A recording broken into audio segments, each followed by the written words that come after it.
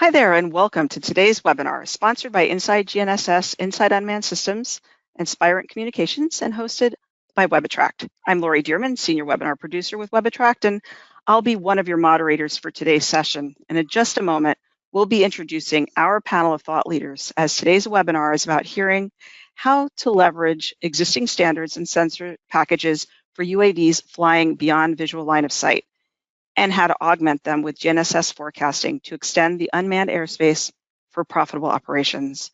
You'll also have an opportunity to have your questions answered at the midpoint and at the end of the presentation during the Ask the Experts panel session with all four of our panelists today.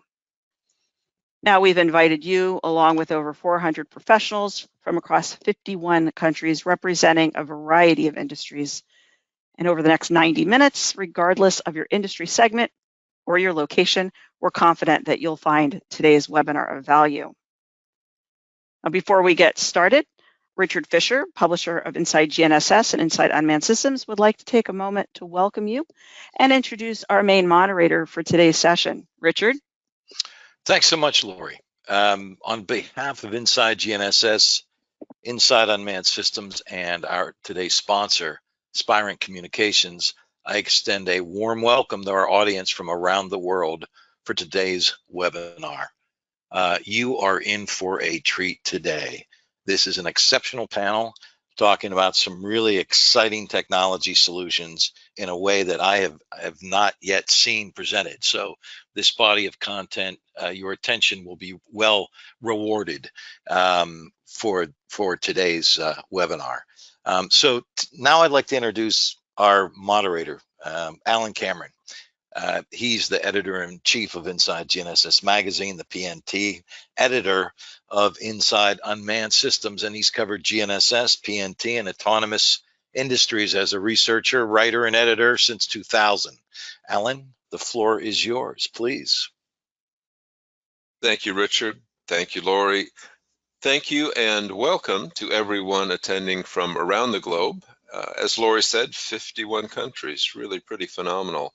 The way the UAV industry and technology are pervasive, and we have a lot of interest in this matter. As Richard said, we're going to go deep. We'll start with the basics. Each panelist will outline the basic issues in their particular field of presentation, and then take us deep into the considerations for mission planning. Before we get into the presentations by each, and you see them there, General Poss, Ben Spain, Jeremy Bennington, and Ted Driver, I will introduce each of them in turn. Let's hear a little bit about you, the audience. Let's do that. Coming up on the screen is that first poll. We'd love to hear from each of you. The question being, I have or will have UAS navigation problems related to projects in, and we'd like you to select one of the following: surveying and mapping, infrastructure monitoring, intelligence, surveillance, reconnaissance, agriculture or natural resources, or maybe other. Looks like we have 20% saying surveying and mapping, 17% infrastructure monitoring, 28% intelligence, surveillance, and reconnaissance, 6% agriculture and natural resources, 28% being other, and I did get some notice of UAS assessment and transportation, so thank you for that. Alan, any thoughts here? Well, just that it's heartening, Lori, to see such a diverse representation from across the most important sectors of the UAV industry. All of you out there, no matter what your focus is or what your projects are, will have great takeaways from this webinar. Now, without further ado, let's get into the webinar. Our first speaker is James Poss, Major General, U.S. Air Force, retired, and CEO of ISR Ideas. The latter is an intelligence, unmanned aerial systems, and cyber warfare consulting firm. General Poss is the founder and former executive director of the Alliance for System Safety of UAS through Research Excellence, and that is the ASSURE organization, which continues to be the FAA Center of Excellence for Unmanned Research. He's a 30-year U.S. Air Force veteran with combat experience in 4 wars, and he was the Air Force's senior career intelligence officer at his transition from active service in March 2013. General Poss, please take it away. Well, Alan, thank you very much for your kind introduction. And I have the wonderful job of introducing the whole concept of GNSS, to folks, because I think we've all kind of decided that you need a little bit of an intro to this before we get on. And before I start, I want everyone to sit there and at least mentally thank the United States Air Force for inventing the Global Positioning Satellite System, which we did back, started this in the early 70s. We didn't do it for you guys in the commercial world. We did it for ourselves so that we'd be able to, reach anywhere on the globe, strike any in the world, anytime with tremendous accuracy. But we actually had 2 plans to do this. Plan A was always the cruise missiles and terrain comparison, which is where you would send a cruise missile in. It would have a radar altimeter, electro-optical and radar sensors, and it would look out for terrain ahead of it, and then it would compare that terrain to its onboard mapping, and using good old-fashioned dead reckoning. I know where that mountain is, I know where that mountain is, so the lines intersect, I'm here.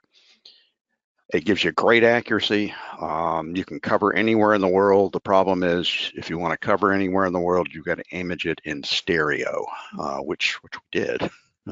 But it also requires expensive radar sensors, and mission planning can be very, very difficult. We have whole squadrons of airmen and actually sailors dedicated to this. So we only were able to afford to use TERCOM for cruise missiles.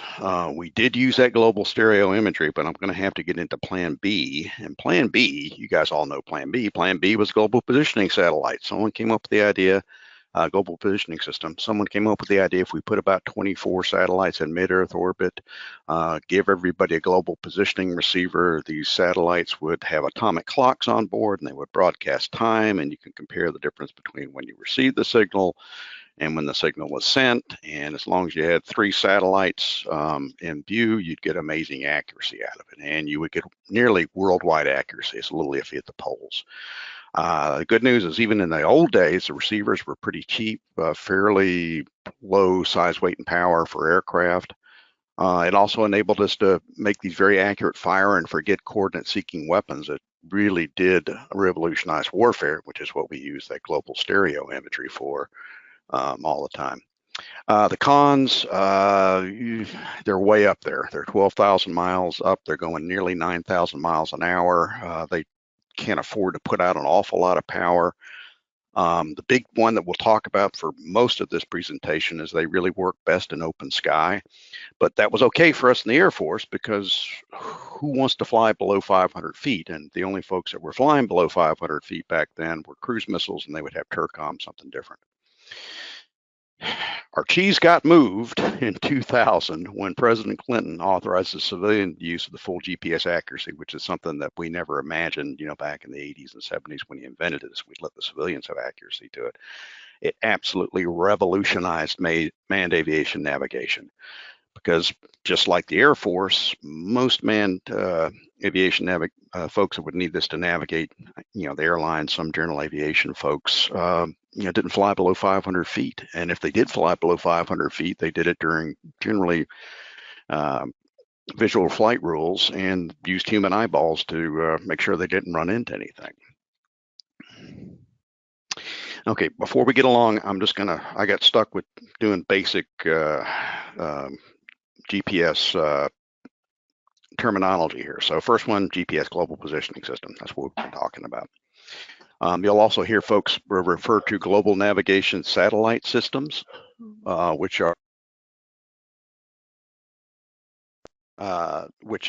combines from all the satellite navigation systems: GLONAV, the EU's Galileo, PRC's BeiDou, and others like that. It's also an important concept to get across, which is absolute position. which is a 3D position on the globe, so you can get the coordinates down, you know, the altitude and all that, and then relative position, which is your 3D position from an object. So I don't know where I am on the globe. I do know I'm exactly 2 foot from that wall. One that the guys will use quite a bit is PDOP, which is position dilution of precision, and that's to the degree to which all the various errors you can have in a navigation system relate to your absolute positioning. And there's a bunch of stuff that can get in the way of you getting a good nav position, space weather, you name it. PDOP takes that into consideration. It's made up of VDOP, which are errors in the vertical measurement, and HDOP, which are errors in the horizontal measurement. It goes from 1 to 20. 20 is the lieutenant's in charge of navigation and he lost the sextant. 1 to 3 is about what you want to navigate, particularly with unmanned aircraft. So manned aviation started using this about 2000, when President Clinton allowed them to do that. The problem with GPS out of the box is it's not exactly precise enough for manned aviation, but the good folks at the FAA came up with a couple of systems that allow you to mitigate for that. The first is the wide area augmentation system, which is stations a lot of ground stations there. The ground stations know where they are because they've been surveyed in. They also know where the GPS satellite is telling them that they're supposed to be, and then they broadcast a signal over satellite to everybody who's got a wide area augmentation system or WAS receiver, and they know to correct that. It does some fantastic correction to that. So worst case, it gets down to 7.6 meters about 95% of the time, but it's usually 0.9 to 0.13 meters. There's also local area augmentation systems that the FAA sets up around big airports that can get you down to less than 1 meter. One that you'll hear aviators talk a lot about is receiver autonomous integrity monitoring, which no one says, but they call it RAIM.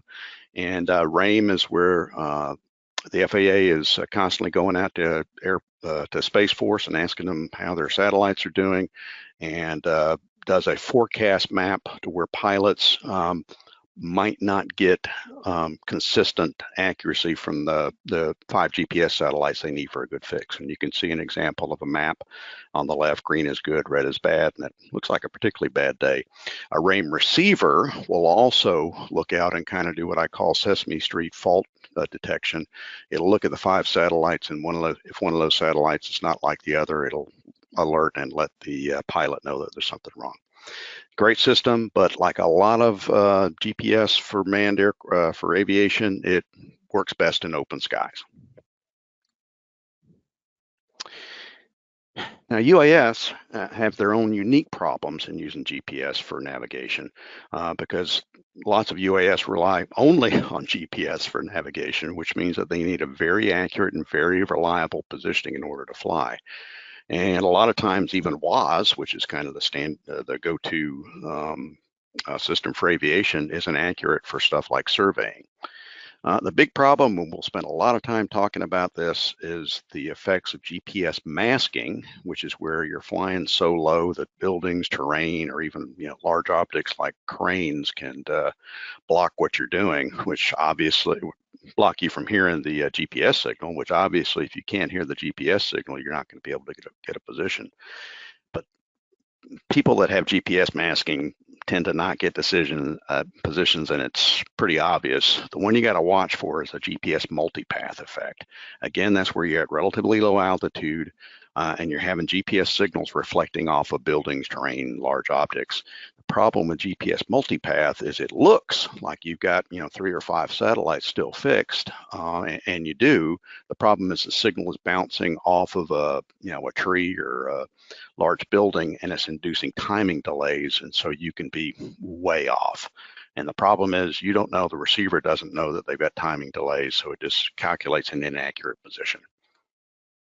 There are mitigating measures that you can apply for GPS for UAS that gets it even more accurate. The first one is real-time kinematic positioning, or RTK. It's a commercial system, sort of like WAS, except it's it's much more local. So you'll go out and survey half a dozen or so stations on the ground, and like WAS, the stations know where they are. They also know where the GPS says they are, and it broadcasts a correction signal to a rover, in this case a UAS. Again, requires open sky. You can use something that we invented in the Air Force in the late 50s called an inertial measurement unit, which uses accelerometers and other types of technology to allow the IMU to hold the nav position for a period of time using basic dead reckoning if it loses GPS. Manned aircraft, UAS, missiles, everything uses these things. The problem with them is even the most expensive best unit will lose its position over time. So inexpensive units may hold a position for only a few seconds. We get military grade ones that'll hold them for an hour or so. So it does mitigate the need for open sky for a while, won't last forever. The other thing that we use is kind of revenge of the cruise missiles and the civilian version of terrain comm or vision systems, in which case a lot of times you take stereo electro-optical cameras to establish a relative distance to objects. Works just like your eyes. You know, you're looking in stereo and your eyes overlap and you can tell roughly how far you are from stuff. Works great to tell your position relative to something. I don't know where I am on the globe. I do know I'm 3 foot from that wall. A lot of companies will use signage to enhance detection. So for example, that UAS is flying over the big black H, knows to look for the big black H. It also knows that the little X's on the outside of the sign are so far apart, and it knows how high it is over that. It's fairly inexpensive, but it can't establish absolute position alone, and really only works in fair weather if you're using vision systems. Radar works great. It'll establish your relative position in just about any weather, but it's pretty expensive and weighs quite a bit. You can, if you wanted to, go back and use good old-fashioned TERCOM, but that would involve going out and measuring the world and figuring out exactly where everything is, and people probably aren't going to do that. Okay, so really, who needs to fly below 500 feet in the unmanned world? Well, all UAS do. If you're a small UAS, and actually it's 400 feet, which is what Part 107 tells you to do. But the most important question is, who needs to fly below 400 feet in complex terrain? I'm going to argue it's the package delivery folks, Amazon Prime Air, Advanced Air Mobility, the electronic vertical takeoff folks, inspection UAS, first responder UAS. They never know where they're going to go. But when you really get down to it, it's the folks that have to fly beyond visual line of sight in complex terrain that are going to be the ones that are going to be most subject to GPS terrain masking and GPS multipath distortion. And who are those folks? Well, it's the package delivery folks. It's the advanced air mobility folks. They both are going to have to operate in this kind of terrain, and they're both going to have to operate beyond visual line of sight in order to be commercially viable. They're also going to be taking off and landing frequently in complex terrain. They've got a lot of issues with it.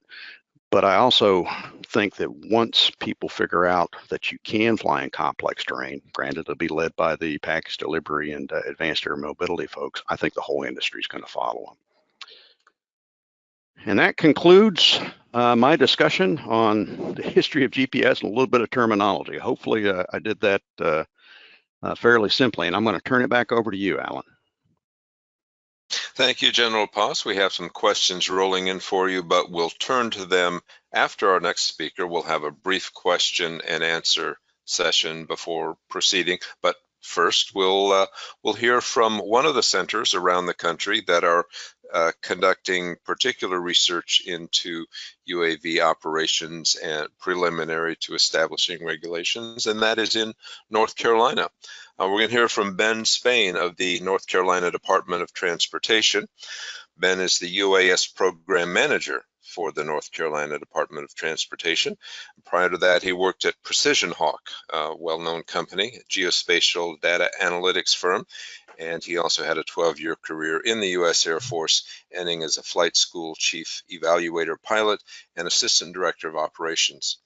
Ben has a bachelor's degree in computer science from Duke University and an MBA from Oklahoma State University. Ben, let's hear it.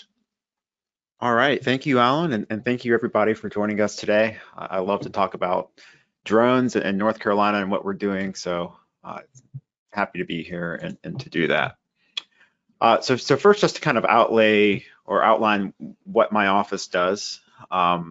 Our overall goal as the Division of Aviation within North Carolina is to keep North Carolina forever first in flight is kind of our moniker. The Wright brothers were here back in 1903, and so we want to continue that legacy and continue to push advances in aviation within our state. And what that means for me as the drone guy for the state is twofold. There's two primary focuses. One is just helping the current modes of transportation use small drones for their work. So that's helping the highway divisions do construction, inspect bridges, helping the rail division, the ferry division, all those traditional modes, help them use the small drones to do their job better, faster, safer, and more efficiently. And then the second part of my job is exploring the new forms of transportation that unmanned aviation provides. So that would include things like package delivery, urban air mobility, advanced air mobility, et cetera. And as you can imagine, there's a lot that goes to that. And we were fortunate to be part of originally the FAA's integration pilot program. That was one way that North Carolina is exploring these new modes. The IPP was a presidentially mandated program for the FAA to explore how to integrate drones within the national airspace system. And that program was great. We had a lot of wins and a lot of firsts here in North Carolina. The black dots in your screen here are operations that were conducted under the IPP. So those include UPS Flight Forward getting the first drone Part 135 operator certificate and flying with Wake Med in Raleigh. UPS Flight Forward operating also at Winston-Salem. Zipline was our only cargo carrying operation with a beyond visual line of sight waiver. They flew with Novant delivering medical PPE in the Charlotte area. Flytrex and Causey Aviation Unmanned in North Carolina, a traditional Part 135 operator paired with Walmart in the Fayetteville area delivering dry goods and things like that. And then Merck and Valancy were exploring cold chain deliveries, visual line of sight in Wilson, North Carolina. And so all of these operations, except for Zipline, were visual line of sight operations. And when IPP came to a close back in October, the FAA started a new program called Beyond, which North Carolina is now a part of. And Beyond's focus is primarily on achieving scalable, safe, efficient, beyond visual line of sight operations. So IPP was more just integration in general. Beyond is purely focused on BVLOS. And as part of that program, we've added some operations. So the first one here, and we'll talk about some of these in more detail, but NCDOT is working with Skydio to conduct shielding or shadowing or infrastructure masking beyond visual line of sight operations at a construction site north of Winston-Salem, North Carolina.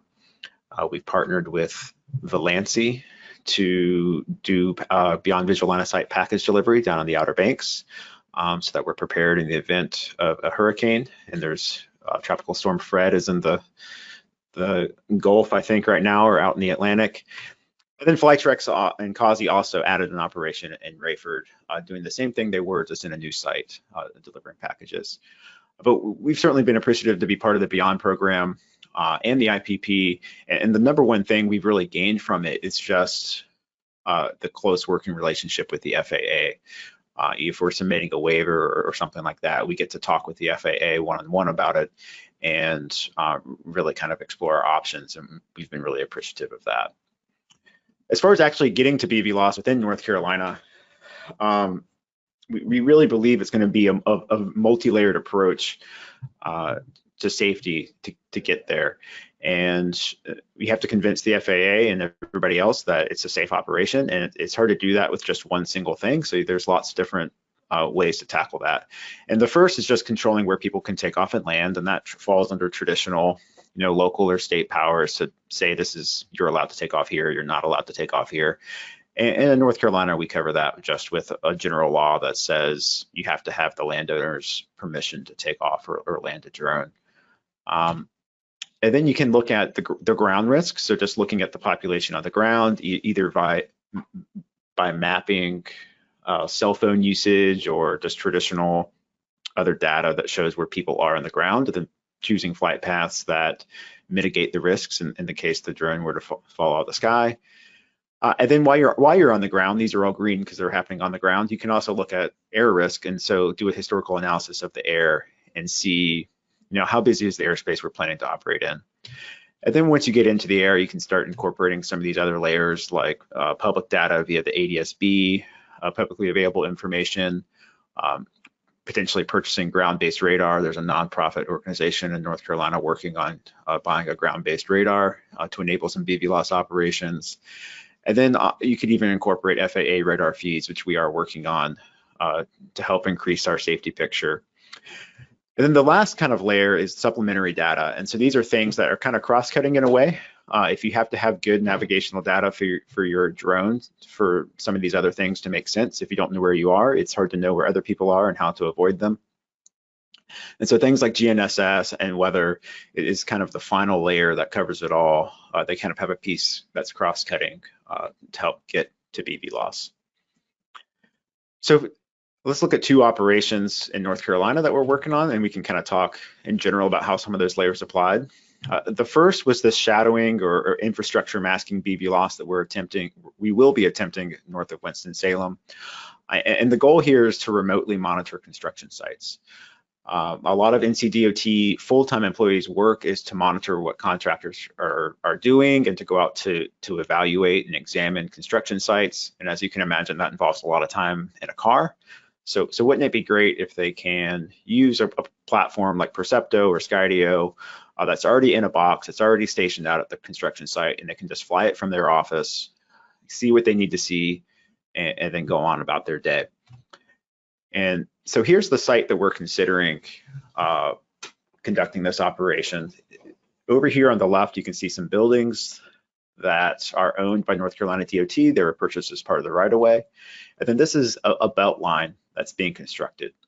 And at the start, we're only planning to fly no more than a mile from these buildings out, but we would put the drone at these buildings. It could fly down, stay below treetop level, and then fly back and forth across the construction zone, checking out whatever the engineers need to see, whether it's doing some sort of capturing photos for photogrammetry or monitoring erosion, or just if they want to take, say, a weekly picture from the air to see what the progression on the construction site looks like.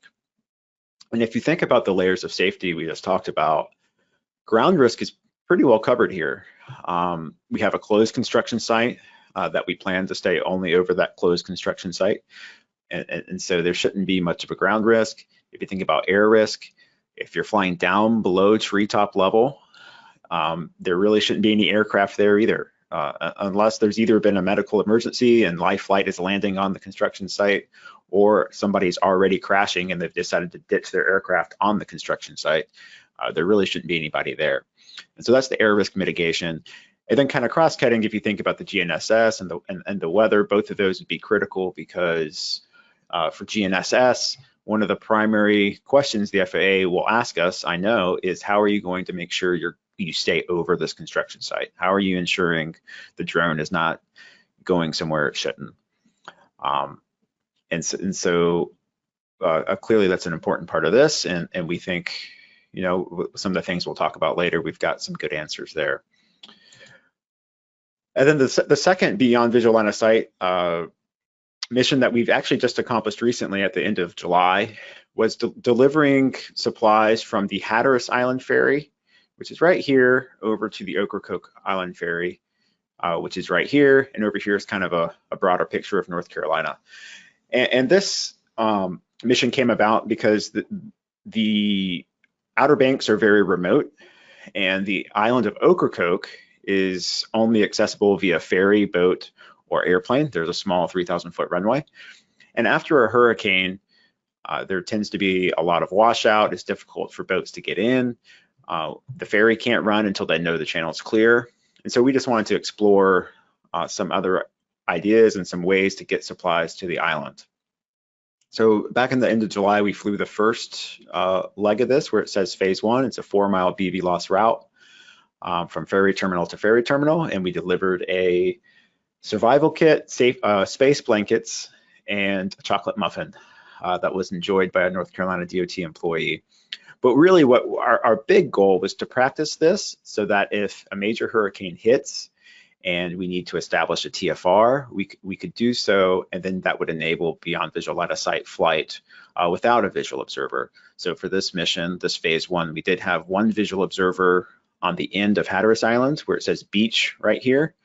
And then there was another visual observer at the landing site. So we're envisioning, after a hurricane, there would just be the one pilot flying and then an NCDOT employee on the other end to secure the landing site because we wouldn't be worried about air risk due to the TFR. And then ground risk is pretty well mitigated here just because it's a very remote area, you're out over the water, and most of this is kind of a marshy national seashore.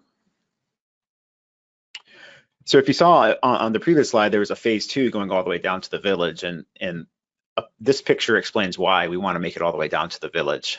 So this is that same Highway 12 in 2019 after Hurricane Dorian, and pretty much every year in the Outer Banks, Highway 12 somewhere gets flooded like this.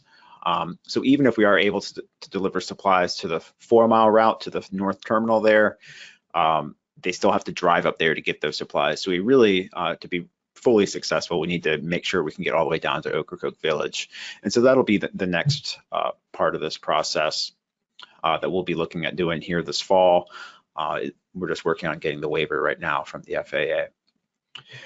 And then the final thing, and the final thing I want to talk about here is this is a evaluation of the availability of GPS down at the Outer Banks. And we asked Spirent to do this for us just as part of our safety case to show that we would have good GPS coverage the entire route. And you kind of might think, hey, it's the Outer Banks. Who really cares? It's flat. There's hardly anything out there. You're over the water. You're going to have open sky. You should have no GPS problems. And that's true for the most part, except because the islands are mostly Park Service land, we were not allowed to take off in any wide open clear areas. We had to only take off from North Carolina DOT property, which would be the ferry terminal, and that was kind of a cramped space. And as you can see, you start getting into some yellow and red, which I'm sure Jeremy will explain later what these colors mean. But you can see that in our most critical phase of flight, which was takeoff and landing here in the Hatteras Island ferry terminal, we actually could have potentially had GPS issues. And so I can definitely see this being a critical part of mission planning going forward and a critical part of any beyond visual line of sight concept of operations.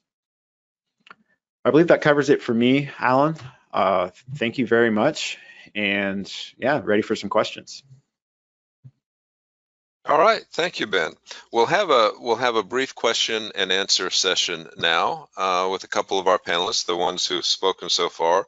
Then we'll hear from two more, and then we'll have an all-around exchange of questions with all the panelists. So I encourage you to get your questions in, any questions that you have that you'd like to pose to the panelists, and we'll get to as many of them as we can at the last segment of the broadcast.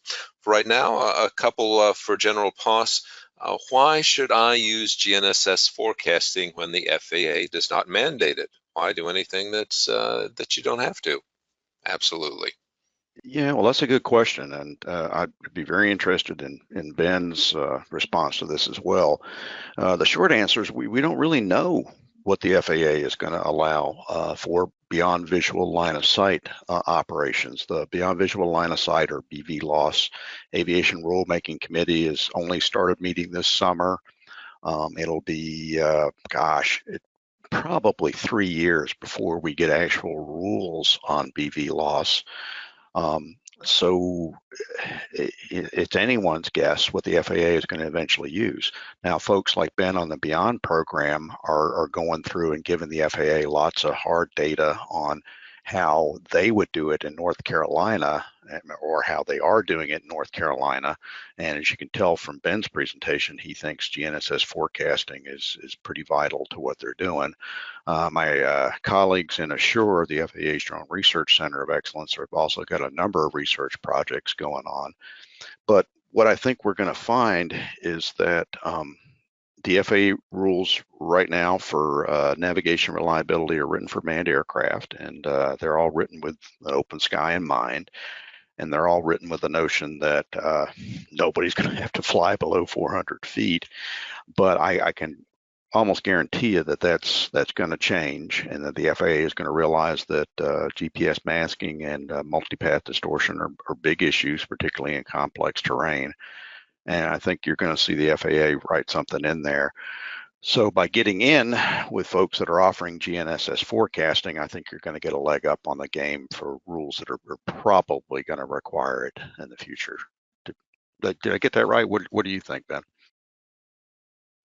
Yeah, I think absolutely. I think it'll definitely, whatever comes out of this arc and the final regulations, there will be some sort of a navigation requirement for BVLOS. We just don't know what it's going to look like. And for me, at least, like you mentioned, we are trying to help the FAA figure it all out, right? It's a hard problem to solve for sure. Yeah, exactly. And so for me, yeah, just giving them data and saying, hey, we're using this, what do you think? And we're just kind of trying to help them inform their decision. Right. Certainly getting with the program as early and as often as possible is generally good advice, but it's certainly good advice here. General Poss, someone wants to know, do I really need GNSS forecasting if I'm simply flying within line of sight? Yeah, well, funny you should mention that. We were working with a client that is flying within visual line of sight only, and gave them a map of the area. And I can remember looking at the map, and there was this one area that was nice and enclosed on 3 sides, that had big walls, and just looked like a comfy place if you were going to want to operate your drone from anywhere. And I also figured, the one place in this entire map that they're going to have trouble with the GPS reception is that area. Guess where the area was that these folks decided to do all their landings and takeoffs? It was in the nice, shielded by the wind, from the wind and weather area there, which gave them the most GNSS reliability problems. So true, within visual line of sight operations does let you mitigate an awful lot of this problem. But even if you're operating within line of sight, and depending on the type of UAS system you're using, a lot of them are extremely dependent on satellite navigation for positioning. And you'll get all kinds of unintended stuff, even though you're sitting there looking at that drone, to where those snap around, depending on what they're getting from multipath.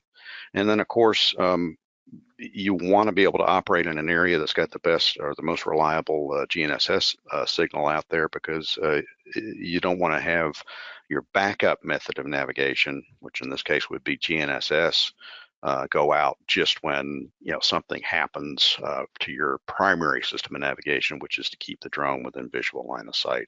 Because I can think of about 1 million reasons why you'd lose sight of that drone and have to go GPS only. So true, this is much more is absolutely vital for beyond visual line of sight stuff. But if I was a within line of sight guy, I'd be interested in it too. Right. One more question for Ben before we get back to the continuation of the panel. Ben, you told us about IPP and beyond. What have been the main benefits of the Beyond program?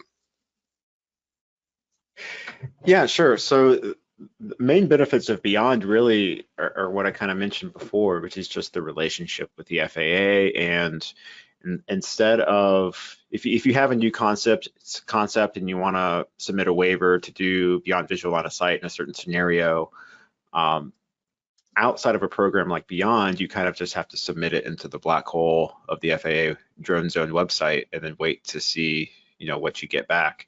But the Beyond program has allowed us to actually have conversations with flight standards and the other parts of the FAA, and that have kind of helped us preemptively, frame things in a way that we know has a better chance of getting approved. Thanks, Ben. Lori, let's turn the tables on our audience now and ask them to step up and answer a question. Let's do that. Coming up on the screen is our second poll for today. I do UAS pre-flight planning, and your options here are before every project, before most projects, only occasionally, or never. Looks like 49% saying before every project, 15% before most, 14% only occasionally, and 23% never. Any thoughts here, Alan? Well, I'm sure the panelists will have a few thoughts, but we have nearly half, and if you count the most category, we have over half, almost 2/3, giving an answer that would warm the FAA's heart, which means that they usually or always do pre-flight planning. That's not to say that the remaining third are guilty of misconduct by any means, but it does indicate that there's a lot of I'm blanking on the right word, but a lot of unexpected things that can be out there in future UAS and UAV operations. That there will be, unless things change dramatically, there will be a number of objects out in the sky for which some people are not prepared. At any rate, we may hear further thoughts on this from our panel, but for now, let's get back to the presentations, and we're going to hear first from Jeremy Bennington, VP of Position, Navigation, and Time Assurance at Spirent Communications. Jeremy has 20 years experience leading new technology and business innovations across several industries, including telecommunications, video, and transportation. He currently leads the Spirent PNT Assurance business, which is set out to improve the performance and reliability of GNSS for safe unmanned flights. Jeremy is not only active within engineering and business, he also has participated in ITU, Cable Labs, SCTE, IEEE, TIA, ASTM, ANSI, and it would take me the rest of the webinar to spell all those out, so I won't, and other standards developments to ensure industries can increase their adoption of new technology. He holds a Master of Science in Management, a Bachelor's of Science in Computer Engineering from Purdue, and is a patent author. He's also an active pilot. Jeremy, let's have your insight, please. All right, thanks, Alan. For those that don't know Spirent, we've been working behind the scenes for decades to help develop and make GNSS and GPS work, from the satellites to the chipsets, the avionics and military, civil, aircraft, cars, and even the smartphone in your pocket. So we've been around GNSS and GPS for decades now, helping making navigation work. And as both Ben and Jim talked about, there's a new frontier for GPS and GNSS in the on-demand industry. And that really is around the reliability issue. As Jim talked about, when we're at low altitudes, GPS can suffer interference. And the question is, how do we take the guesswork out of flying drones reliably, especially beyond line of sight? So what I'll talk about here, and people alluded to GNSS forecasting earlier, is something we call Spirent Foresight. And this solution allows folks to know when and where GPS or GNSS is reliable and can meet the navigation performance that their concept of operations, the regulatory environment, their waivers, their COAs requires. That increases the safety and convenience of the flight, the mission success and efficiency. And really fundamentally, as an aviator, comes back to the simple question of aviate, navigate, and communicate. We've got to be able to aviate. We have to be able to fly the aircraft, to point it in the right direction, and have it go. And we have to decide where it's going to go. We have to navigate, and then we need to communicate that information out to other aircraft and ground control and air traffic control and things like that. The Foresight solution is really to help with this navigation issue that is becoming a bigger and bigger problem, and to some extent helps us aviate better. The stability of the aircraft is better if we have good GNSS, and even with communication, we can have short-term communications interruptions, if we have reliable navigation, that the drone's going to go where it's supposed to go if we have a slight loss in comms. So if kind of dovetailing onto what Jim was talking about with GPS, we have GPS and GNSS to provide global position navigation in time. It's a free source of navigation out there that we can use reliably anywhere in the world with an open sky. And a lot of operations, we need better performance than just what those satellite signals give us. And so we use WAAS and RTK to get better accuracy. And again, those systems remove the atmospheric interference and delays associated with the signals coming down out of the sky, but they have to have a signal to correct. And so they work best in open sky scenarios. And so what you're left with is a reliability problem that even in a rural area, some of those signals may not be available at certain times of the day. And of course, more and more structures and terrain that you have around you, the reliability becomes more and more questionable. And that's why it's a big question now for aviation of how do I reliably fly a drone beyond line of sight and know if my GPS is going to work. Now, there, of course, are existing mitigation technologies. There are inertial systems. There's better antennas to reject and mitigate poor signals or multipath. And there's other sensors like vision systems and such.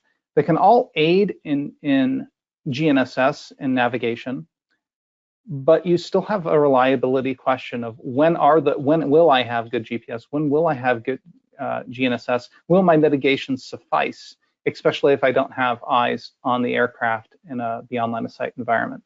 And so this is where this idea of using a GNSS foresight forecast closes the loop, reduces the risk, and enables the ability to go fly by knowing when and where those signals are going to meet your operational requirements. So you can plan for the best routes and then know if your mitigation is sufficient and have that integrity that we need to be able to fly. So how do we use GPS predictions to enable BV loss as soon as possible, like in a waiver or a COA, or in standards that are now being discussed? Well, the good news is GPS is available on nearly every aircraft. So that's good. The hardware is there. It's not really an additional cost to use GPS today. And it works most of the time. We just need to know where and when.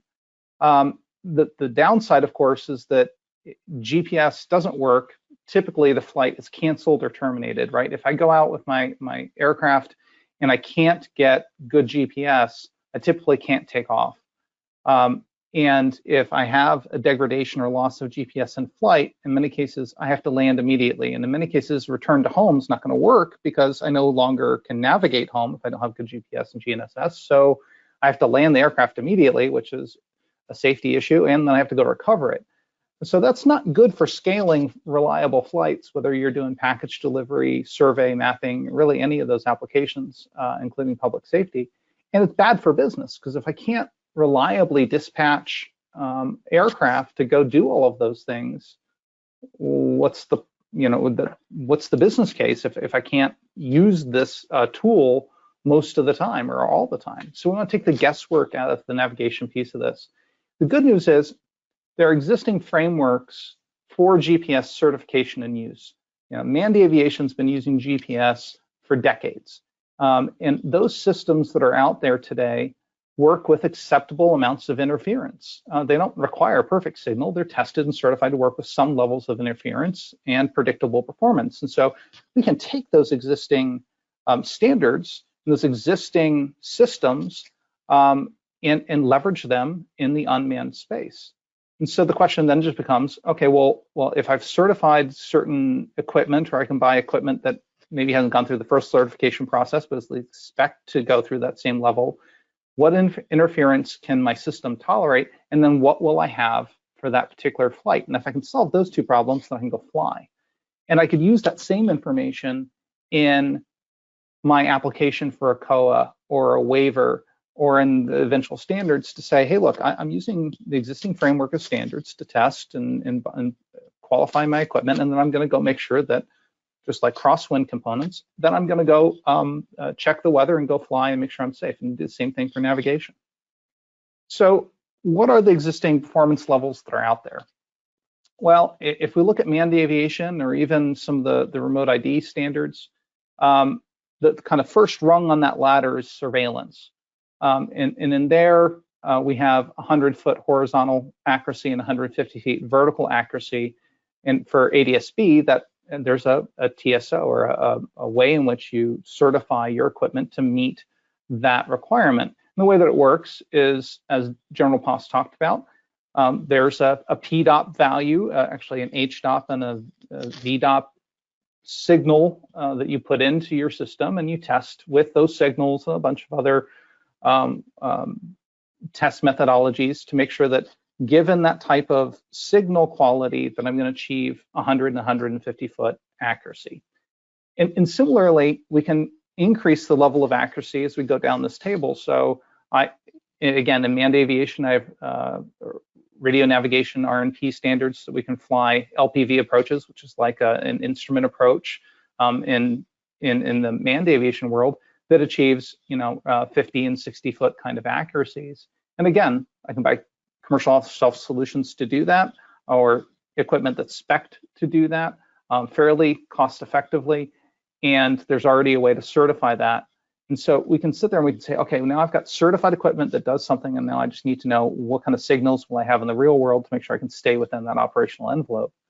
And then we can extend that further beyond the existing regulatory standards that are out there to look at, what are the performance of systems in a typical environment in an open sky where the signals achieve 20 and 40 foot accuracies, or in these ideal situations where you can get even down to a few feet or even sub meter, less than a foot kind of accuracy, when I also apply things like RTK to the signals. So this all is really to say there are existing mechanisms out there to specify, prove that a system operates with a certain input and output in terms of accuracy. And then all I now need to do is put that into the regulatory environment, whether that be a waiver, or COA, or eventual standard, to say, I have a system given a certain input, has a certain level of performance. Now the question becomes, what kind of signals will I get in the real world to make sure that I can comply to what I've designed into my aircraft? And so there are two ways that we can provide a prediction or a forecast of GNSS. One is we call a forecast service, which is in an environment where we have satellites that are constantly coming in and out of view. Because you've got to remember, these satellites are orbiting at about a degree per minute across the sky. There's multiple ones. They come in and out of view as they get obstructed by buildings. And so in those dynamic areas, typically urban and suburban settings, the GNSS signals are changing every second, every minute.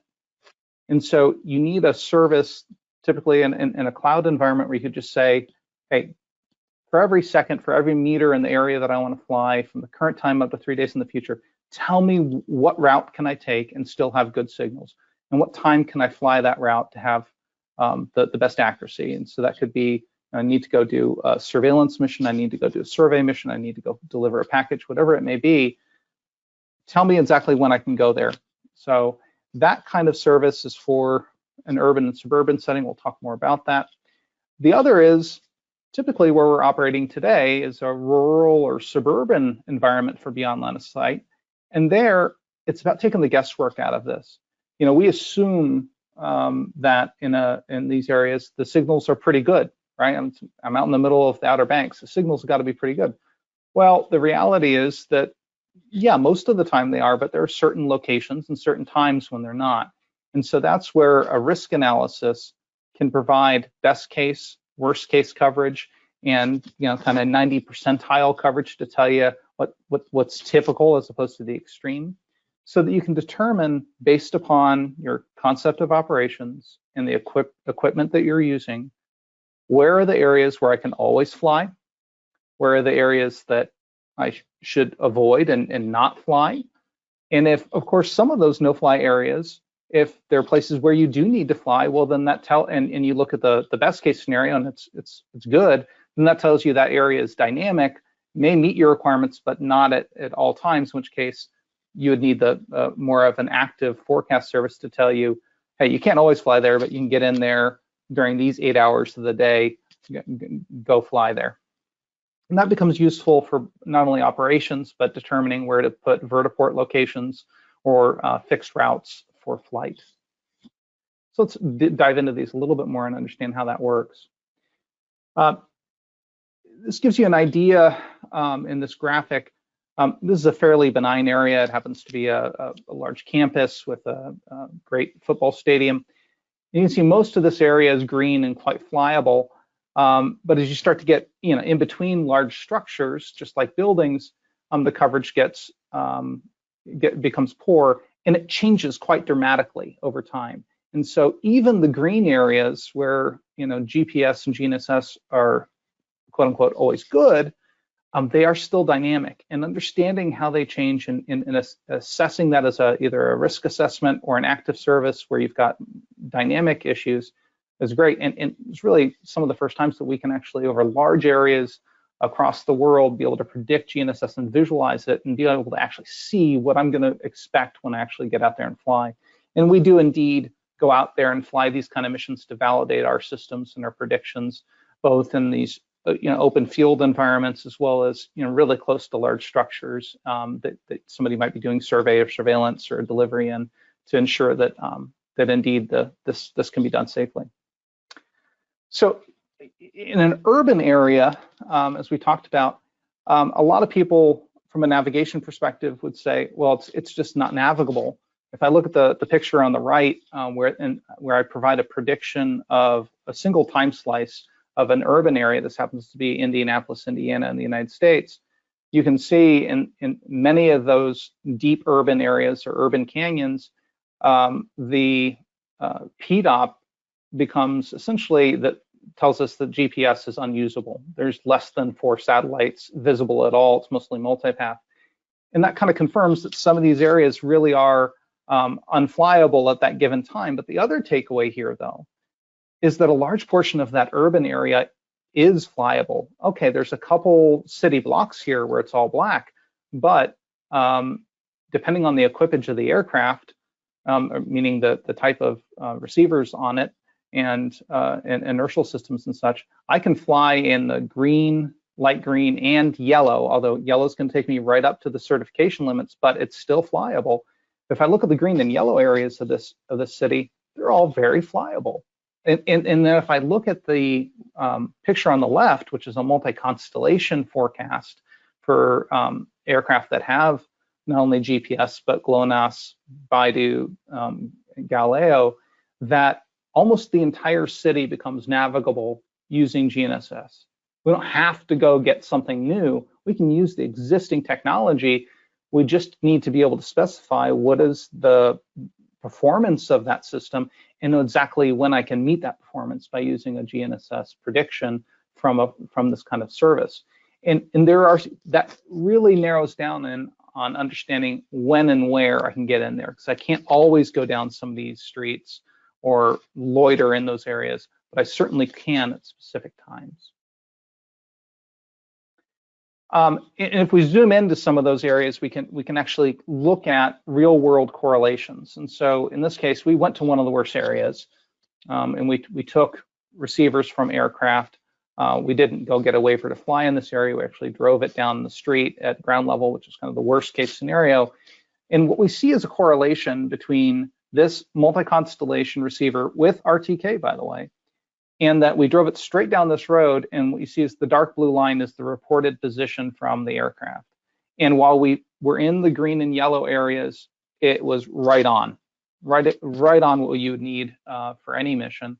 But then once we got to the dark red and black areas that are circled here on the as it traveled from left to right, once we got to those dark red and black areas, the reported position started to fall apart and was inaccurate, and quite a bit of inaccuracy as the system transited from left to right through the red and black area, and then starts to recover when it gets to the yellow.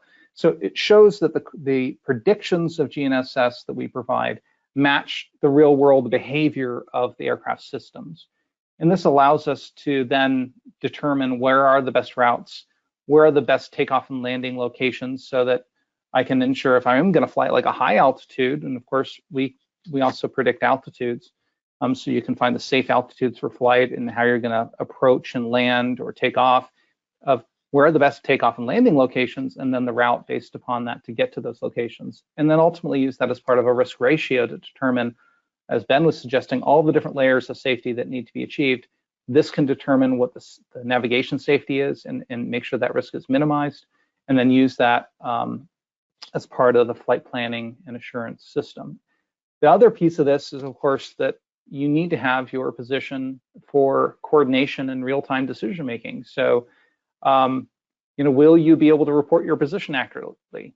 And that becomes a part of, operating within the potential unmanned traffic management system, as well as remote ID and detect and avoid. We need to make sure that the aircraft report their position accurately. And so being able to stay in areas with acceptable coverage is important. Real quickly, so I can get this over to the next part of the session. As we go up in altitude, GNSS does get better. It doesn't get better straight away. And so as we get higher, things do get better, and we can tell the system and the planner or the pilot exactly where and when that happens, and you can determine where to loiter and where to have your en route flight. And it changes over time. Had we been in that test case that I showed earlier, had we been there 12 minutes earlier, we wouldn't have lost our positional accuracy where we did. We actually would have been just fine up until we crossed over the street. Had we been there 12 minutes later, it would have been much, much worse. So again, in a suburban and urban setting, it's quite dynamic, and that's why you need this kind of active forecast service to determine exactly when and where. Whereas, as Ben was talking about, in a rural setting, I can look at a risk analysis and just look at the best case, worst case, and figure out where the safe places to fly. And so if we look at the best case for the Outer Banks, it's almost all green. If I look at the worst case, a lot of it starts to get right up against the certified limit, even in the most open areas. And that's because there are certain times of the day where there's only a few satellites for a couple minutes, just as the way the orbits are designed. Now, that's still flyable, but you're right up against the limit. Now, that's in the open area. You then take that and translate that near a building. Now you're outside of the flyable requirements. And so understanding through the risk assessment, hey, I can fly in the green, yellow areas, but I need to avoid those red areas. And those areas are not a fixed radius around the building. They change based upon the satellite positions and the locations of the buildings, how the buildings interact with each other. And so knowing those no-fly areas for these rural environments through risk assessment really becomes a really valuable part of proving that we can fly beyond line of sight and have to worry about the navigation. And then we can take it one step further if there are other sensors and systems on the aircraft where we can handle a couple seconds or whatever your inertial systems can deal with. Well, then I can deal with spurious challenges in terms of the worst case, take those out and say, let's look at the 90th percentile coverage. Let's take those outliers out of the analysis. And then, of course, the areas in the middle of nowhere on the ocean become green because you dealt with those few seconds where things were right up against the limits, but you still have those areas near structures that you have to be aware of. So, again, green and yellow areas are flyable for most concept of operations. If we look at the worst case, that means that, these, roughly shadows that are created in terms of the GNSS signal quality extend from these buildings in different locations. It's all different, so I can create the no-fly areas around that. And then I can look at the best case and say, gosh, even in the best case with just GPS, I can get right up to a building. I could go around that building, survey it, take pictures, tell the first responders where to go, deliver a package. And so if I want to fly right up to the building, I absolutely can. The risk analysis will tell me that. The worst case is going to say, well, in the worst case, you need to stay this far away. And if you need to get closer, well, then you need a forecast service. They'll tell you exactly when and where to get there.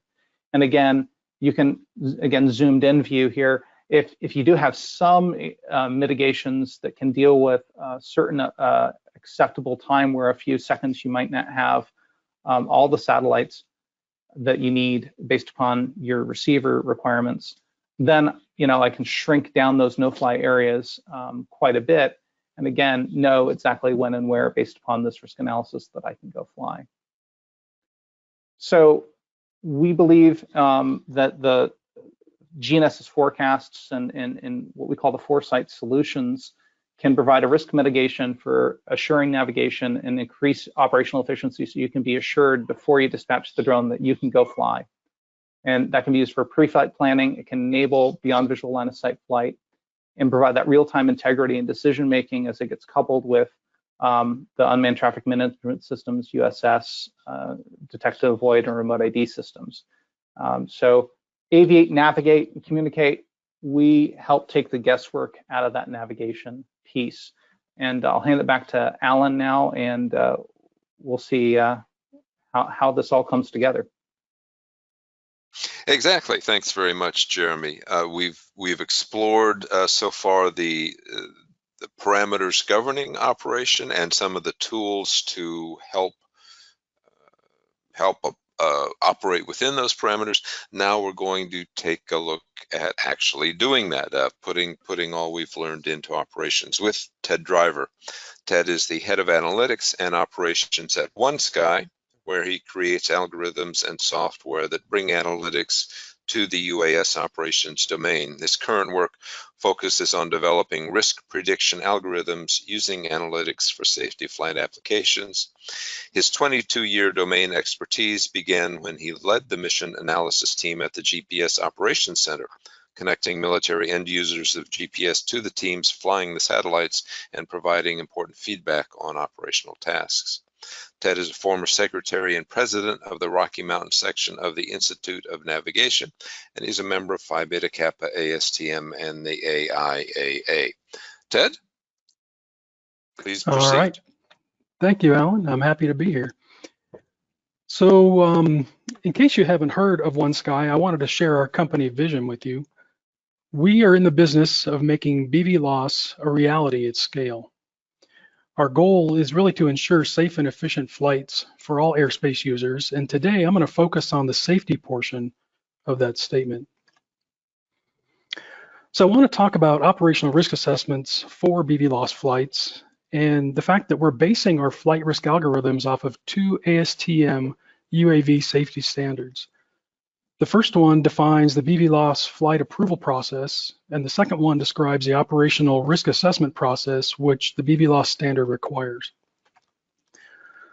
So when you're looking at operational risk is really a combination of two things, severity and likelihood. Severity is going to be dependent on your flight concept of operations and you assessing whether or not you're flying over infrastructure or people, or looking at, if something bad were to happen, how bad would it be? That's the severity portion of that operational risk assessment. Likelihood, on the other hand, is a measure of whether something is going to happen. As we've seen in the last few presentations here, navigation errors are real, and will navigation errors be under the threshold that I care about today? That's something you have to consider. What's the likelihood of that? Will I have communication outages between my ground control station and my vehicle? If so, how long are they going to last, and is that tolerable? What about weather? Is it going to be too windy to fly? Is it going to be raining? These are other things you have to look at when you're assessing likelihood for your flight. So if you think about how you might quantify risk likelihood, the ASTM standard gives some guidance in that likelihood is rated on a scale of 1 to 5 here, from extremely improbable to frequent. And looking at the metrics that OneSky can calculate, we know that many of these can be modeled analytically and then mapped back into this likelihood mapping from 1 to 5. And that's the work that I'm currently doing. So different metric examples that we look at are navigation accuracy that we've been talking about all day here, but also communications performance, amount of time over populations, as I mentioned, weather, lighting, obstacles, airspace incursions, buildings, terrain, all of those different types of things that Ben was talking about, they come into play when you're trying to plan a flight and get approved for that flight. So what I want to do here is give a quick metric example and show how that flows down into your operations for your flight. The diagram you see on the right here is a fault tree analysis for GNSS accuracy for a specific case that you don't want to happen. At the very top of the graph there, the item says controlled flight into a static object. Obviously something you want to avoid, but this fault tree is representative. It's not thorough, but it's representative of things that might occur that might cause you to have a controlled flight into a static object. And as you go down here, you see that we've got GNSS error exceeds allowable error, which leads up into hazardous navigation, which leads to your flight flying into something. And so what makes up your GNSS error? Well, there's two things typically, your ranging errors or poor constellation geometry. And for poor constellation geometry, you could have a high PDOP that Jeremy's was talking about. You might have an RFI or a jammer present that's going to block your signal. There could also be things like ionospheric scintillation and other things that go on and on here. But what you want to do is you want to consider your mission. Which of these things are applicable to the mission you're flying and trying to get approval for? What's important? For things that aren't important, just X those out, and you don't have to worry about those in the fault tree analysis. Once you know what is important, you assign a probability to each one of those steps. So what's the probability that where I'm taking off from, I'm going to have a high PDOP?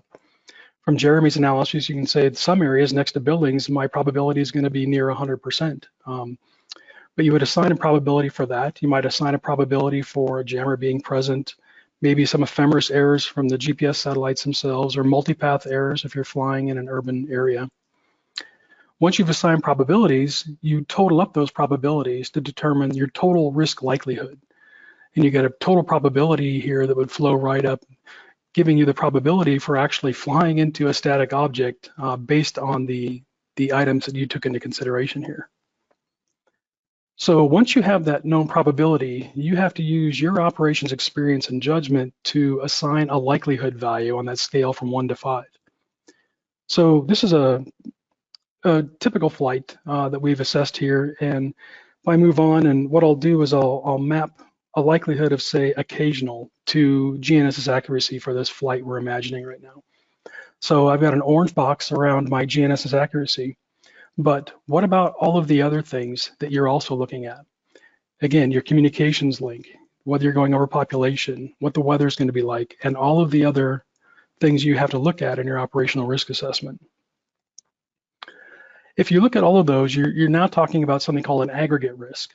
And here we see our GNSS accuracy is orange, perhaps COM was green for our flight, and weather was yellow, and on and on.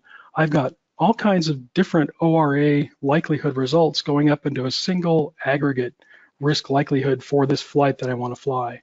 And how do you understand that? And how do you make operational decisions based on that? That's what we're trying to solve. That's the problem we're trying to solve. So this is, again, an aggregate risk for the entire flight. You can also look at instantaneous risk. So at this moment, what is my risk based on any metric that I'm looking at? I've got a graph here of position error, hovering between about 4 and 6 meters of positioning error from a GNSS system. And then the navigation instantaneous risk likelihood are the orange dots there, and that's on the vertical axis on the right, going from 1 through 5. So you can see that as my positioning error decreases, my risk decreases as well, and vice versa, as you would expect. I can do the same for communication. And in this case, if you think about your communication cell bars, the number of signal bars you have on your cell phone, it's very similar. It's the power you have in your receiver. The more cell bars that I have, the lower my risk, which is good. And then signal quality of service and risk likelihood. So a signal quality of service I define as the amount of good signal, the signal you're expecting to get from your ground control system, versus other signals that might be in the same frequency range and your same bandwidth that you're receiving on your receiver. If the undesired signal gets stronger, you're going to lose your quality of service and it's going to drop, and henceforth your instantaneous risk likelihood would go down as well. So these are topics we're looking at, both aggregate and instantaneous risk likelihoods. Looking at these graphs, though, and these numbers is not a great way to assess your entire route. And so what we do is we try to visualize this. And what you're seeing now is a test tool we put together to look at a BV loss route with the vehicle at the center of the screen there. The green ellipsoid represents your navigation error in 3 dimensions at the current time. So that's your instantaneous navigation error. The gray wireframe represents your operational threshold for navigation errors. So as long as that green ellipsoid is smaller than that gray wireframe, you know you're within your navigation thresholds and your flight's going to be fine from a navigation assurance perspective. The rest of the route is colored based on your communications quality in cell bars. So if I get fewer cell bars, I'm going to have a higher likelihood of risk, and they'll be colored appropriately for that. Over on the left here, and you'll see these numbers move when I animate this in just a moment, but over on the left at the bottom, I'm showing your instantaneous likelihood, so the number of cell bars I have at the moment, what my quality of service percentage is, and what my GPS position error is. And at the top up here, this represents your entire route, your aggregate risk. So the operation summary itself for this entire flight is coming out as red, considering all 3 of these metrics, and that's driven by the fact that my comm quality of service is bad at some point in the route. So you'll see that here when I animate this. We'll start off with the navigation. You can see the navigation errors inside that ellipsoid, and they maintain a nice small within my threshold value, so I can continue to fly based on my GPS position errors here. But as we start animating, notice the values over here on the left will change as well. And if I zoom out a little bit, you can see that the colored route, which represents my quality of service, gets red at a certain point. You can see there's a GCS interference source right there that's causing that interference. So because of that interference source, this route is classified as red, or a frequent likelihood of something happening to it. And so I would not recommend flying this route. There's things you can do about this. You can move the route somewhere. You can see what that interference source is, and if possible, have them turn it off or switch frequencies or something. You can fly at a different time. Maybe that interference is a function of time. So you have to think about the different operational things that you can do to mitigate some of these risks you see here. So with that, I just want to say that, the more information we have, the better the risk prediction can be. The GNSS simulation I was doing here is open sky, but it really does not reflect real flight situations in urban areas like Jeremy was showing. So once we have data like that in here, you can see how flying in urban areas, the risk analysis can be a much higher fidelity. And finally, the Spirent data that Jeremy was showing really does add fidelity to our analysis and a lot of value to our customers, taking into account this entire risk framework. And with that, I'll turn it back over to you, Alan. Thanks very much, Ted. We're going to get into the question and answers from the audience. But first, we're going to ask the audience one more question, right, Lori? Yes, we are. And that question is on the screen. And the question is, I have the following level of concern about coming UAS FAA mandates, and your choices there on the screen. Greatly concerned that they will be difficult to meet, concerned that I have to limit my operations to meet them, or industry will figure it out and provide turnkey solutions. Okay, looks like 22% greatly concerned, 32% concerned, somewhat concerned, and 46% feeling that industry will figure it out. Alan? Well, I'm sure everyone is, well, not everyone, but the folks on the panel at least are getting a boost of confidence out of this, that everyone is looking to them to handle it. But we have over half expressing some concern, and this is, rightly so, a topic of much discussion in the pages of Inside Unmanned Systems magazine, and elsewhere around the industry, and at a conference coming up next week. How is this going to be figured out, and how are we going to deal with it? Well, prediction is very difficult, especially regarding the future, as the great Yogi Berra once said. But we'll all keep our eye on this topic, and we'll all continue discussing it. Now we're going to turn to some questions from the audience. First one, Jeremy, one of the most fascinating things to me about your presentation was how GNSS coverage changes over time. One particular question that comes up then is, how often does GPS coverage change for an area? It's a great question from the audience there. You know, while we think about urban areas being the most difficult, where signals are changing minute by minute, you know, the more satellites you have, if you are using multi-constellation, you can kind of use the forecast as a way to find out where are the areas that are most consistent coverage. Even though things are changing, my receiver can lock on and lock off of those. And we're even talking with some industry about making that information available to the receiver so it can make better choices and become more deterministic about how it does those things. But in an urban area, to answer the question, things are changing certainly on the minute level. And we'll calculate down to the seconds, so we know exactly where and when. But you know, within a few minutes, things are fairly consistent. And then, of course, in the suburban setting, it's a little bit better. In the rural setting, you know, things are pretty consistent, but you have certain parts of a slightly less than 24-hour period. So the challenge, of course, is we all work on a 24-hour clock, but that's a rough amount. You know, the satellites don't quite orbit at every 24 hours, and of course there's leap minutes and seconds and all kind of stuff. So even in a rural setting where we can provide that worst case or 90th percentile to tell you, hey, these are the areas to go fly and here are the areas that you shouldn't fly, it's not like you can sit there and say, oh, well, that only happens at 8:15, because that 8:15 is going to become 8:18 and then 8:21. And so you really have to look at the fact that GPS and these satellites and their orbiting is a very dynamic system no matter where I'm at. But that's exactly what we've aimed to make simple and easy to solve, is to tell you when those things are going to happen, if it's a dynamic area, or if it's a wide open area.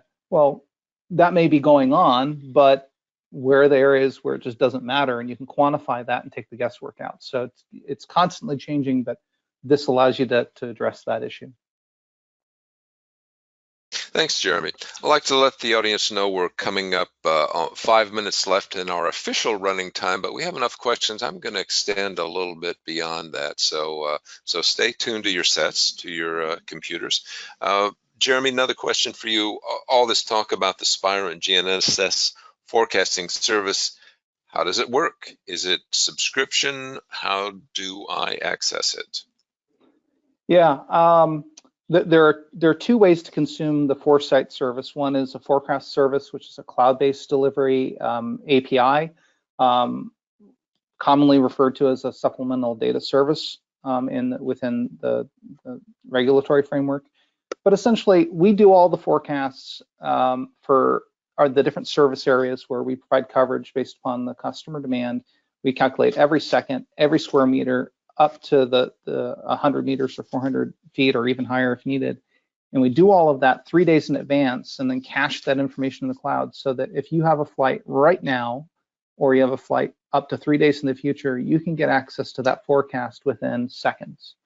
And so it's a cloud-based API system where you can get that, and you can get it directly from us, or it can get integrated into the types of systems that Ted was talking about, where, oh, I don't want to just look at the GPS stuff. I want to go look at all these things and determine the best path based upon the capabilities of my aircraft, and kind of make it turnkey at that point. So a variety of ways to consume it. That it's a subscription system. The risk analysis for the other areas is more of a one-time or periodic thing, where you come to us and say, well, we're going to go fly in this large area. It's typically rural and suburban. Just tell me the no-fly in areas, and we do a analysis and come back with a report and data and imagery, so that you can then put that into your ConOps.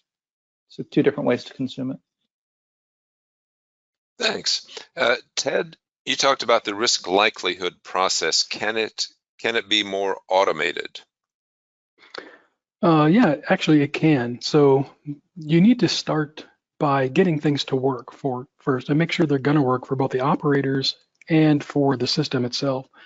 And that takes a lot of coordination. And so, yes, we can create these metrics and we can calculate risk on these metrics, but unless everyone agrees on what that risk means and that way you calculate the metric is the right way to do it, it's not going to be beneficial. And so there's still some groundwork left to do, like working with the users and operators and working with civil aviation authorities like the FAA or other ANSPs around the world to make sure that everybody's in agreement about the way we calculate things and what those risk assessments are. So we can automate, but not until these other things are figured out. The automation is actually an easier part of that process. And can risk likelihood be calculated for any analytic metric? It can. And so what we did, any analytic metric, as long as you can plot it as a function of position or a function of time or something, it's always going to have ups and downs, peaks and valleys. And our algorithms just look at those peaks and valleys and assign the operator threshold somewhere within those peaks and valleys, and then associate risk with that. So yes, we can use any analytic metric that can be plotted like that, but that's also in association with a specific operator constraint and threshold. That's how we apply risk to it. So yeah, absolutely. Thanks. Ben, we've been talking about the future and the unknowns and the anticipated things that are coming and what we all need to prepare for. Looking at North Carolina, what is the 5-year outlook for unmanned aircraft in North Carolina, just to give a particular focus to that question? Yeah, sure. Thank you, Alan. One of the big things we expect to happen this year is 2 of our Beyond partners will receive their Part 135 operator certificate. So that'll make 5 total throughout the United States, and 3 of them will be operating in North Carolina. And what that'll mean is now we have a whole bunch of people approved to fly for cargo delivery, but they're stuck with visual line of sight. So there's been a lot of pressure for BV loss, but I think the pressure will increase even more. And the focus will then turn, at least for those companies, to type certification and getting an aircraft, that's approved to fly pretty much anywhere. But so I think the outlook is good. It's just going to be a lot more work to be done. Thanks. General Paas, all this talk about GNSS forecasting, someone wants to know, why can't I just use RAIM? Well, you could if you plan to fly over 400 or 500 feet. The problem with RAIM is it's another open sky system. It's designed for manned aircraft, and it works well for manned aircraft. But if you're going to fly in that complex terrain like we've been talking about, then you got to deal with GPS masking. You got to deal with GPS multipath distortion, and RAIM won't help you there. It really is designed primarily for the airline industry, but also for general aviation users. But by all means, it's designed mainly for manned aircraft. Another question for you, General Paas, is the Spirent system certified by the FAA? And if not, when will it be? Well, yes, and heck if I know. So give that a 2-part question. It's not certified by the FAA. That's because there's no certification standards for it. Right now, the ASTM, which is a international standards organization, is working on the industry consensus standards for navigation reliability, upon which an FAA standard will eventually be built, but it hasn't got there. And it kind of goes back to the difference in manned and unmanned use of these GNSS systems.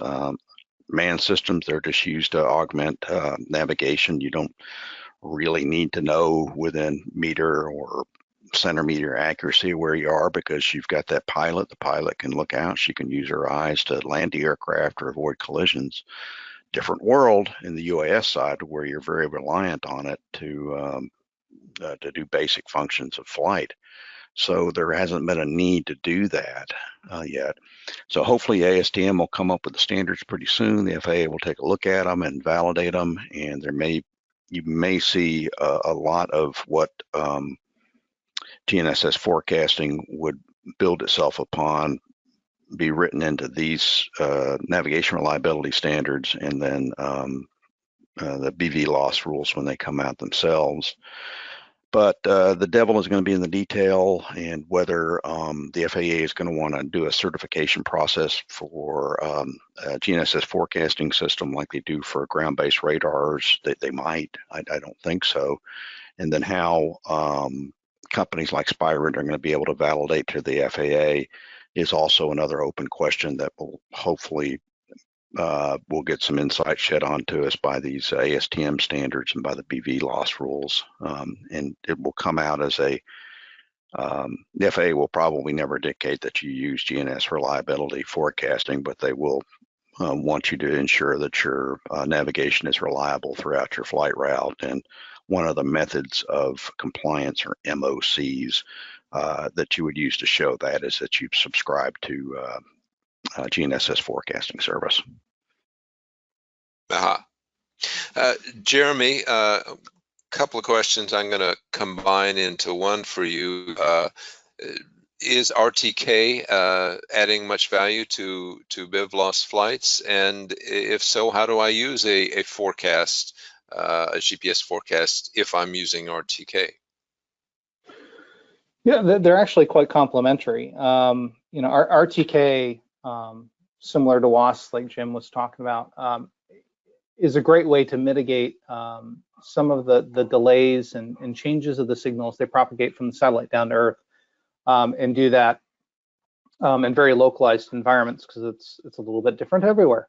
And so if you're using RTK and you're really depending on that really high precision, you're even more going to need a system of integrity and prediction to determine when you're going to meet those requirements. Because the last thing you want to be doing is depending on a system that's providing centimeter or meter accuracy with RTK, and then get into an environment where now I only have 5 or 6 satellites or 4 satellites, and RTK doesn't help you. It doesn't make signals come out of nowhere. So having that prediction to know when am I going to meet that accuracy is great. So, in the standards we talk about, okay, well, RTK is not part of an FAA standard. It's either GPS or it's GPS plus WASP.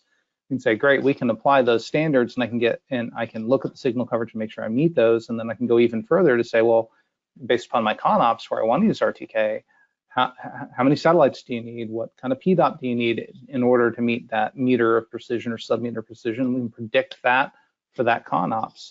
So the data's there. So that they actually marry quite well. RTK provides accuracy. We provide the integrity and predictability of that for the flight. Thanks, Jeremy.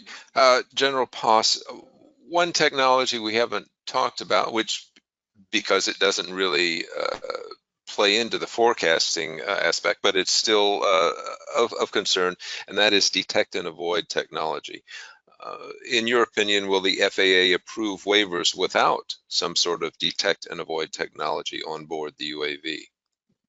Oh yeah, of course they will, but you gotta pay the piper sooner or later. So you've got to show how you can achieve detect and avoid by alternate means if it's not a system that's based on the aircraft. So for example, Ben talked with you about one way where he was discussing how they've got a drone in a box concept to inspect a state highway there, and the way Ben got around it, and Ben, by all means, jump in here if I get this wrong, is he's got electro-optical cameras at the site where the drone is landing and taking off from, so you can make sure that there's nothing in the area. And then he is going to go out and fly below the tree line where theoretically nothing will be, and he'll land, and that got approved. A different methodology that I've heard of that was recently approved is by Bnsf Railroads. They had a fairly big package approved last month. And their idea is, like Ben, they've got electro-optical cameras near where their drones are taking off and landing. They're only going to fly, again, like Ben, over a closed area of their property.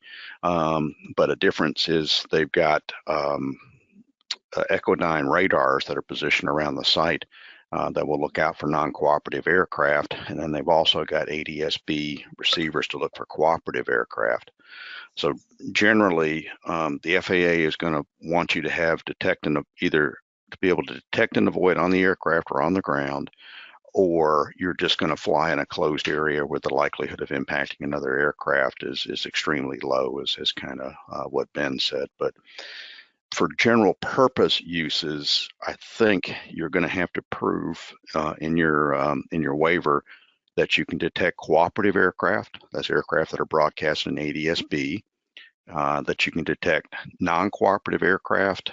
That's aircraft that aren't broadcasting ADS-B, and that you can see your launch and recovery area via some type of means, generally electro-optical cameras. Do you agree with that, Ben? I mean, you're kind of the master here.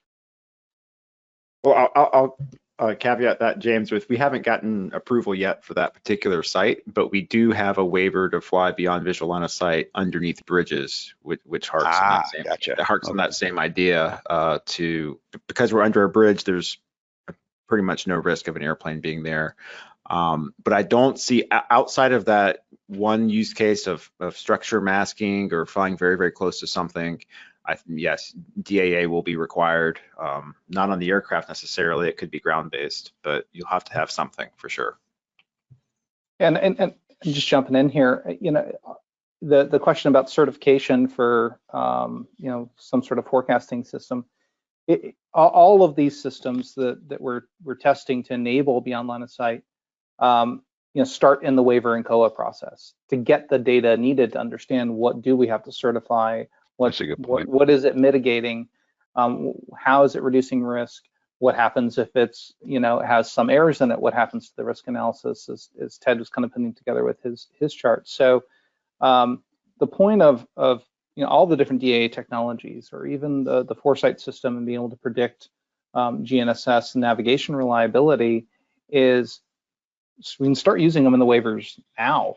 Right, and show that these different operations can be done safely, and especially when we start ensembling these things together, how do you take a DAA system, a navigation assurance system, the other systems required to be able to scale it, and then present that to industry and present that to regulators to say, hey, let's go try this. We've tried it. Now we have the data. It can be done safely. Put that into the ARC, and let's go.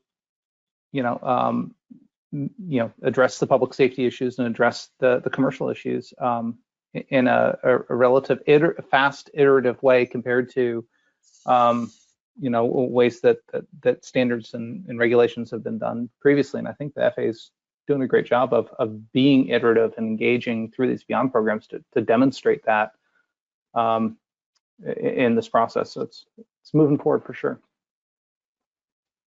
Go ahead, Alan.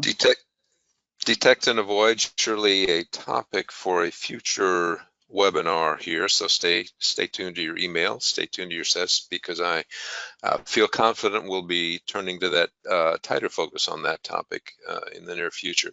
One final question, and then I'll draw it to a close, primarily for Jeremy, but for the other gentlemen as well. Another topic we haven't addressed head on, but is certainly a concern, and that is GPS spoofing, or GNSS spoofing in general.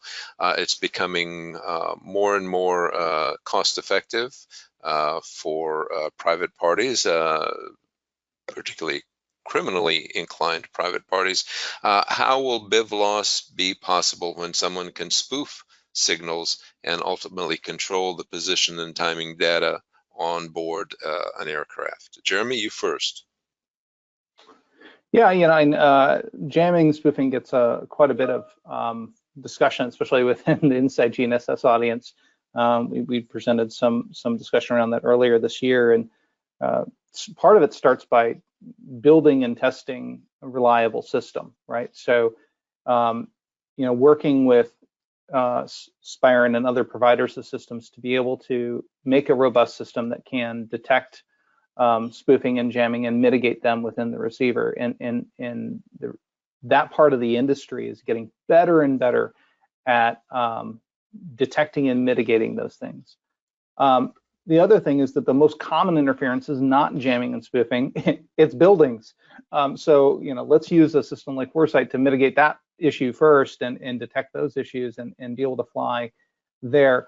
But we can even take it much further as an industry, where if through our Foresight system, you don't just know the PDOP, you actually know each individual satellite's elevation, azimuth, and line of sight, non-line of sight, and sometimes additional information about it.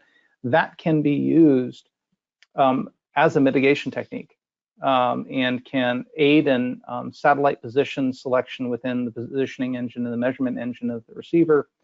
And so there's a lot of more that can be done now that you have the situational awareness of the environment to determine what right now the receivers see everything somewhat as random, right? So how can we take the information around the environment and the situational information that we provide to then better react and mitigate to the jamming and spoofing that's out there, and even be able to provide that information back to our systems so it can be disseminated to the other aircraft and vehicles that are out there.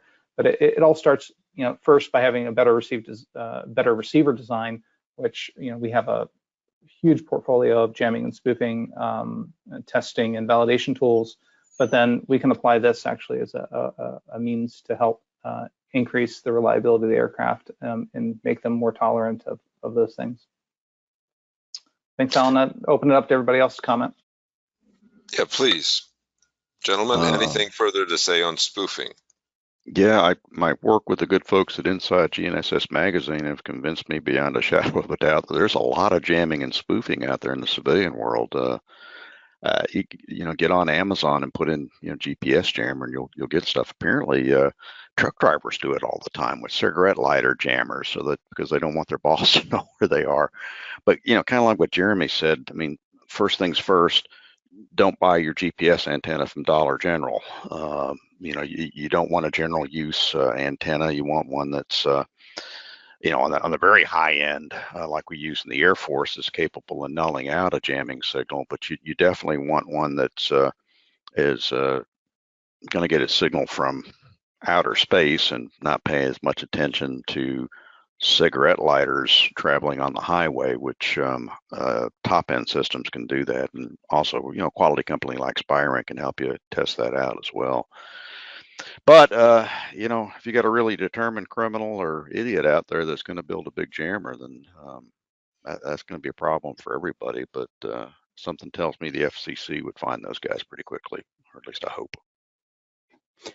Yeah, and from an operational perspective, I mean, I talked about likelihood versus severity, and look what the severity is for the flight plan you're working. If it's a flight that's super important, you're probably going to want to have redundant navigation systems anyway. So put that on there. If it's not that necessary, then ask yourself, what happens? Can I do without GPS for a little bit of time? If I can, how long is that? So it's really an assessment phase too, in terms of your severity and how much can you tolerate something going bad.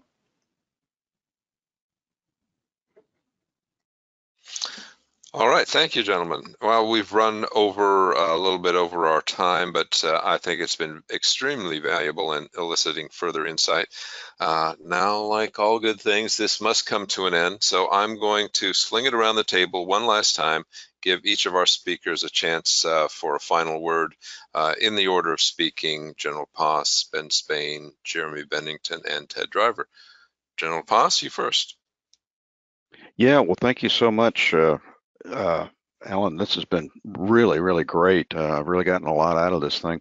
To a certain extent, we're all shadow boxing, trying to figure out what the FAA is or isn't going to want for BV loss rules, or even what they're going to accept for within visual line of sight rules, particularly when it comes to navigation assurance.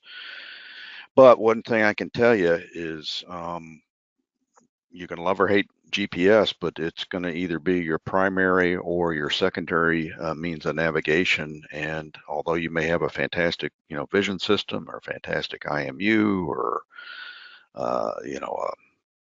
radar on board the aircraft or something like that, you're going to have to deal with GPS reliability, particularly if you're flying in complex terrain, even as a secondary navigation method. So I think every second of this webinar is going to be of use to our listeners out there that are definitely flying beyond visual line of sight, and even some of them that are flying within line of sight, because if the FAA is not mandating it now, it will in the future, or more importantly, your aviation insurance company will mandate it. So I think this is time well spent, and thank you so much for having me.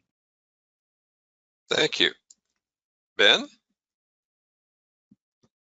Alan, thank you for having me as well. It was a great conversation, and I don't really have much to add except for it's exciting times, and I'm looking forward to see what comes. And if anybody wants to talk about what North Carolina's doing, feel free to reach out for me. I don't think it'd be too hard to find me if you do an internet search, but thank you very much. That's right. Thanks, Ben, and stay always first in flight. Jeremy? Yeah, thanks, Alan, and the rest of the panelists. I would say, GPS has been used in aviation for decades now quite reliably. I think that we want to extend that existing technology and framework and regulations and standards and experience into unmanned and try and make it as reliable as we can, which I think, as you've seen today, we can.